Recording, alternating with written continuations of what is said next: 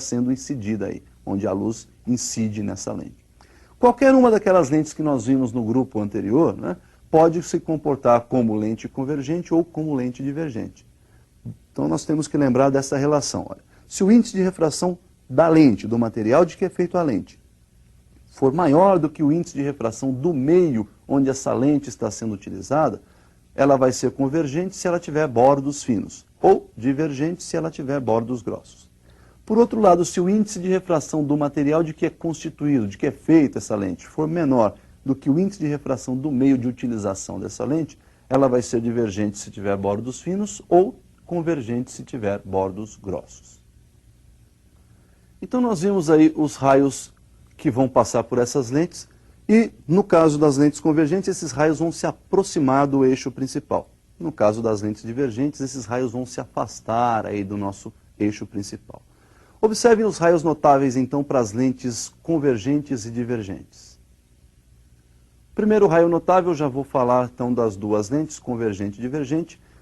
É mais ou menos o mesmo enunciado dos espelhos esféricos, né? Todo raio que incide paralelamente ao eixo principal de uma lente, seja ela convergente ou divergente, vai atravessar essa lente, sofrendo a refração e saindo na direção do foco. Veja que para a lente convergente, ele se aproxima do eixo, passando pelo foco-imagem. Na lente divergente, ele se afasta na direção do foco-imagem, que para esse tipo de lente ficou do lado da incidência, ou seja, esse foco é virtual. O segundo raio notável, nós temos aí o raio passando pelo foco principal e saindo paralelo. Isso acontece então na nossa lente convergente, passou pelo foco objeto, vai sair paralelo ao eixo principal. E na lente divergente, aquele raio que vai na direção do foco objeto, que está lá do outro lado, vai sair aí, vai refratar-se paralelamente ao eixo principal. O terceiro raio é comum, é igual aí para as duas lentes. Ele incide no centro óptico da lente e não sofre nenhum desvio, tanto nas lentes convergentes quanto nas lentes divergentes.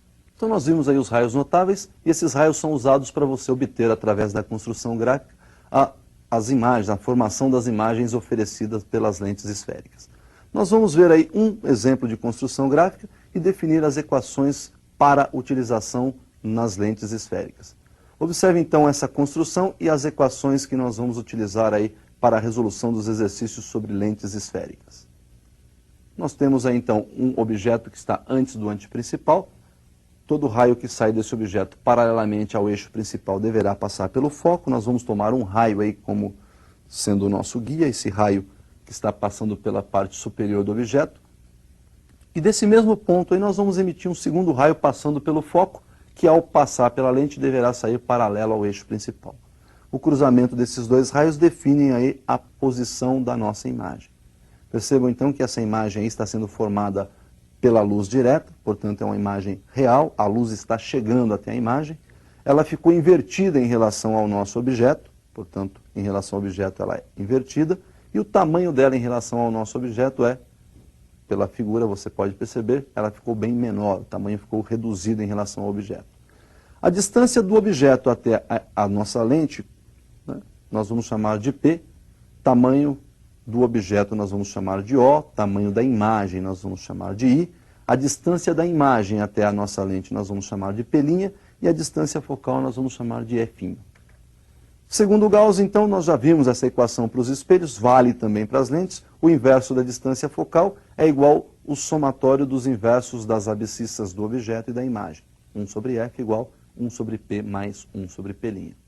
Para saber se a imagem, então, foi ampliada, se ela foi reduzida, e quantas vezes foi ampliada ou quantas vezes foi reduzida, nós temos aí o cálculo da ampliação ou do aumento transversal linear, que pode ser dado pela relação entre imagem e objeto, I sobre O, ou por uma semelhança de triângulos, pode ser menos P' sobre P, ou fazendo um arranjo na nossa equação de Gauss, pode ser F sobre F menos P.